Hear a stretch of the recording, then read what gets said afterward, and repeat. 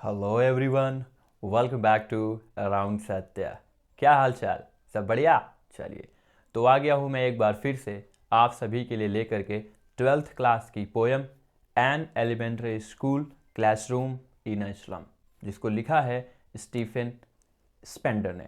तो आइए इस वीडियो को शुरू करने से पहले इस टाइटल को थोड़ा सा समझ लेते हैं। एन मीन्स एक, एलिमेंट्री का मतलब क्या होता है? प्राथमिक या शुरुआती। स्कूल आपको पता है, विद्यालय। क्लासरूम यानी कक्षा। इन इस्लाम, अब इस्लाम क्या है? इस्लाम का मतलब होता है शहर का एक बहुत ही पिछड़ा या गरीब टाइप का इलाका जो बहुत गंदा रहता है और उसकी कंडीशन बहुत खराब रहती है। ठीक है, आइए देखते हैं इसमें क्या है कि जो स्टीफन स्पेंडर हैं वो क्या करते हैं कि स्लम में जाते हैं, वहाँ के बच्चे किस तरीके से पढ़ाई करते हैं, किस तरीके का पूरा माहौल, उसके बारे में वो बात करते हैं। चलिए शुरू करते हैं, let's begin. Far far from gusty वेस दी चिल्ड्रेन्स फेसेस। अब कहते हैं फार फार, फार फार का मतलब होता है बहुत दूर से। द गस्टी का मतलब क्या होता है? हवा के झोंके। वेव्स मीन्स होता है उसकी लहरें। These means in children's faces, इन बच्चों के चेहरों पर।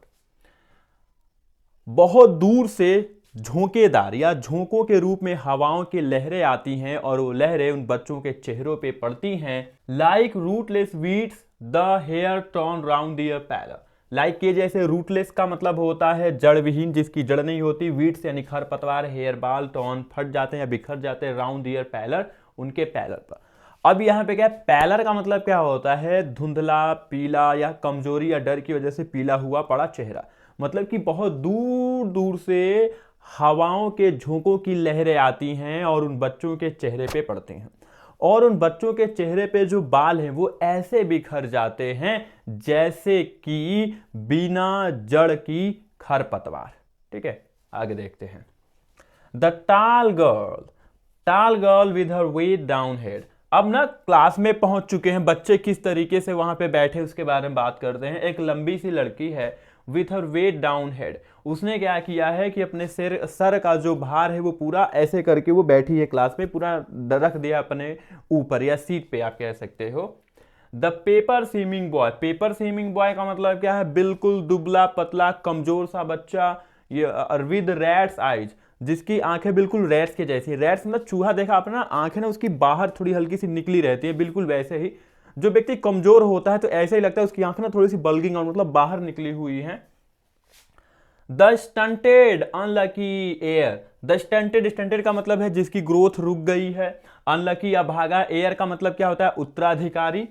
Of twisted bones. Of twisted का मतलब टेढ़े मेढ़े, बोन्स का मतलब होता है हड्डियां। रिसाइटिंग अ फादर्स नाल डिजीज। रिसाइटिंग का मतलब पुनः दोहरा रहा है उसे, फादर्स अपने पिता के, नाल डिजीज। नाल्ड डिजीज का मतलब क्या होता है? टेढ़ी मेढ़ी हड्डियों का या हड्डियों की एक बीमारी होती है। ठीक है, तो अब वो जो पेपर स्विमिंग बॉय है, दुबला पतला लड़का जिसकी आंखें बाहर निकली, उसकी हड्डियां ना टेढ़ी मेढ़ी इस तरीके से हैं। अब वो जो बच्चा है उसके पिता को भी वही बीमारी हुई थी, उसके पिता भी टेढ़ी मेढ़ी हड्डियां थी। अब इस बच्चे को भी वही बीमारी हो गई है। क्यों? क्योंकि वो जो जिस इस्लाम एरिया में रहते हैं वहां पे भूखमरी और बहुत तकलीफें रहती हैं, सही से खाना नहीं मिलता, इसलिए ये बीमारी हो जाती है। His lesson. अब यहाँ पे लेसन के बारे में बात करें, उनके जो अध्याय है, पाठ है, फ्रॉम हिज डेस्क, मतलब उनके डेस्क से पढ़ाया जा रहा है। मतलब कि टीचर है डेस्क पे, उनका जो चैप्टर है, लेसन है, उसको पढ़ा रहा है। और क्या है? At back of the dim class. At back mean पीछे of the dim class. Dim class का मतलब क्या है? मंद क्लास का मतलब कक्षा, यानी कक्षा उसमें प्रॉपर लाइट भी नहीं है उस क्लासरूम में, तो पीछे की जो कक्षा है वो बहुत डिम है, मतलब धुंधला सा है, मंद सा है। वन, एक, अननोटेड। अननोटेड मतलब जिसपे किसी ने कोई ध्यान ही नहीं दे रहा है। Sweet and young. स्वीट का मतलब क्या होता है? सुंदर या मीठा। एंड यंग का मतलब होता है युवा या छोटा बच्चा। मतलब पीछे वाली सीट पे एक बच्चा बैठा हुआ है, बहुत स्वीट है, बहुत सुंदर है। हिज आईज, अब उसकी जो आंखें हैं, लिव इन ड्रीम, उस सपने में रहती है, मतलब सपना देख रहा है वो बच्चा। क्या देखता है? ऑफ स्क्वायरल्स गेम, मतलब गिलहरियों के खेल का सपना। इन ट्री रूम, मतलब कमरे, पेड़ के कक्ष में। अदर देन दिस, इससे दूसरा। ठीक है, मतलब क्या है? जो बच्चा है वो बैठा हुआ है, बाहर झांक करके सपना देख रहा है खुली आंखों से, और ना वो गिलहरियों का खेल देख रहा है। क्यों? क्योंकि उसका पढ़ाई में इंटरेस्ट ही नहीं है, उसे पढ़ने में मजा ही नहीं आ रहा है। ऑन सोर क्रीम वॉल्स डोनेशंस। अब यहां पे क्या है कि सौर क्रीम वॉल्स का मतलब है जो दीवारें होती हैं नीचे से वो खुदरी हो जाती है नीचे, तो उसे ही सौर क्रीम मतलब अनप्लीजेंट सी लगती है, खराब सी लगती है, अच्छा नहीं लगता, तो उसे सौर क्रीम वॉल्स कहते हैं, मतलब दीवारें। ठीक है, थोड़ी दरारें पड़ गई हैं या खुदरी हो गई हैं, उसका जो चूना लाइम है वो सब उखड़ रहा है, तो उसको सौर क्रीम वॉल्स बोलते हैं। डोनेशंस, डोनेशंस का मतलब है दान में दिए गए। अब दान में क्या दिया गया है? शेक्सपियर्स हेड, मतलब डॉन में उन्हें शेक्सपियर का हेड दिया गया, मतलब शेक्सपियर का एक पोर्ट्रेट दिया गया। शेक्सपियर कौन है? इंग्लिश लिटरेचर के बहुत बड़े dramatist. Cloudless at dawn, civilized dome riding all cities. और कहते हैं क्लाउडलेस एट डॉन, मतलब क्लाउडलेस का मतलब क्या है? बादल नहीं है। डॉन का मतलब होता है भोर या उषा काल। सिविलाइज्ड डोम, सभ्य, डोम का मतलब होता है गुंबद। राइडिंग ऑल सिटीज, जो पूरे शहर में फैले हुए। ठीक, मतलब कि भोर के समय की एक पिक्चर है शहर की, इसमें ऊंचे ऊंचे गुंबद, मतलब पूरा का पूरा जो शहर है बहुत सिविलाइज्ड है, उसकी तस्वीरें वहां पे पड़ी हुई हैं, मतलब दीवार पे टंगी हुई हैं। और बेल्ड फ्लावरी टैरोलेसी वैली, और एक टैरोलेसी वैली होती है, एक जगह है यूरोप में, वहां पे जो उसकी जो पूरी की पूरी घाटी है, मतलब बेल के जैसे, मतलब घंटियों के जैसे फूल होते हैं। ठीक है, तो वो उसका पूरा का पूरा एक पिक्चर वहां पे बना है, वो टंगा हुआ है। और ओपन हैंडेड मैप, मतलब कि ओपन हैंडेड मैप का मतलब जिसको हाथ से आप खोल सकते हो, एक मैप है, पूरी दुनिया का एक नक्शा है। Awarding the world it's world, awarding the world it's world का मतलब क्या है? वो जो मैप है वो इस दुनिया को, मतलब ये जो एलिमेंट्री स्कूल में पढ़ने वाले बच्चों की दुनिया है, उस दुनिया के बारे में बता रहा, टेम्पट कह रहा है कि देखो हमारी दुनिया ऐसी है, ये दुनिया इस तरीके की है। ठीक है, एंड येट, और फिर भी, फॉर दी चिल्ड्रेन, इन सभी बच्चों के लिए, दीज विंडोज, ये खिड़कियां, नॉट दिस मैप, ये नक्शा, दियर वर्ल्ड, दुनिया है। मतलब कि इन बच्चों के लिए जो खिड़कियां हैं इधर उधर, यही इन बच्चों की दुनिया है। ये जो मैप में दुनिया दिख रही है जिसमें बहुत सारी चीजें हैं, वो इनकी असली दुनिया नहीं है। Where all their futures painted with fog, जहां पे, वेयर, जहां पे दियर फ्यूचर्स, मतलब उनका जो भविष्य है, पेंटेड, रंगा हुआ, विद फॉग मतलब कोहरे से। कहने का मतलब है इनका जो भविष्य है वो एक अंधकार में डूबा हुआ है, उसके ऊपर कोहरा बैठा हुआ है, मतलब कोहरे में है, अंधकार में है। A narrow street sealed in with a lead sky, a narrow street मतलब उनकी उन जहां पे वो रहते हैं उसकी जो गली है वो संकरी है, सील्ड जो बंद है, in with a lead sky, मतलब कि उनके जहां पे वो रहते हैं वहां पे गलियां हैं संकरी सी, और उस गलियों के ऊपर जो आसमान है वो दिखाई देता है, मतलब कि आप उस गली से जाएंगे तो आपको आसमान लीड करता हुआ दिखाई देगा, मतलब सामने आसमान दिखाई देगा। फॉर फॉर फ्रॉम रिवर्स, अब क्या है, उनका जो स्ट्रीट है, संकरी सी गली है, वो नदियों से दूर है, केव्स, चोटियों से दूर है, एंड स्टार्स ऑफ वर्ड्स, और शब्दों के तारों से दूर है, मतलब कि बुद्धिमानी से, ज्ञान से, जो बुद्धि वाले या एक शब्दों का एक जो जाल होता है, जिस तरीके से आप सही सभी अच्छे से बात करते हैं, वो सारी चीजों से ये सभी बच्चे बहुत दूर हैं।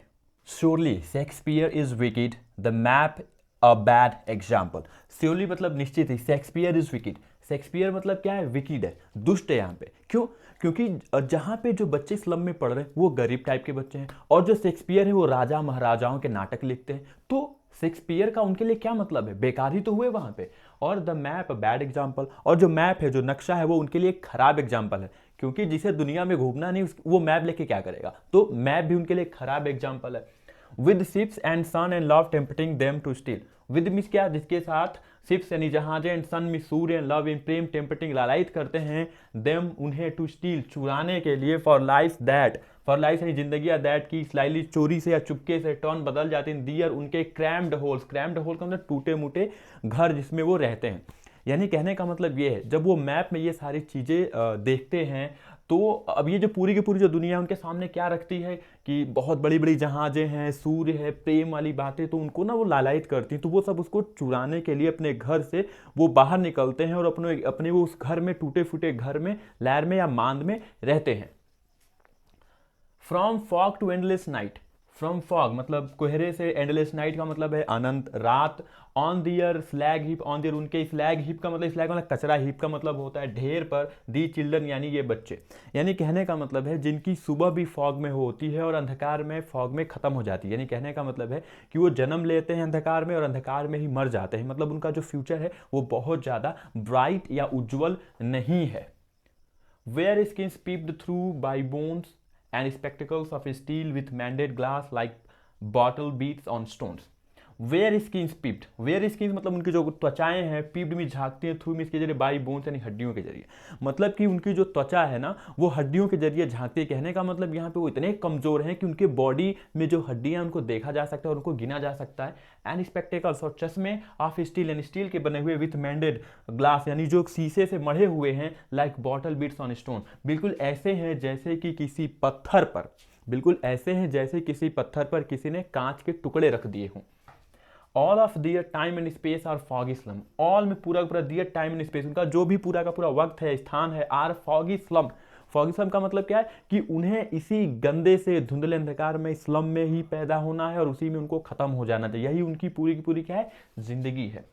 सो इसलिए ब्लॉट दियर मैप्स, ब्लॉट में धब्बे बना दो, दियर मैप्स उनके नक्शों पे, विथ स्लम्स यानी स्लम से एज बिग एज डूम, उतने बड़े जितने बड़े कि डूम होते हैं। डूम का मतलब यहाँ पे क्या है, बड़े बड़े भवन या इमारतें, उनको डूम बोलते हैं, ठीक है।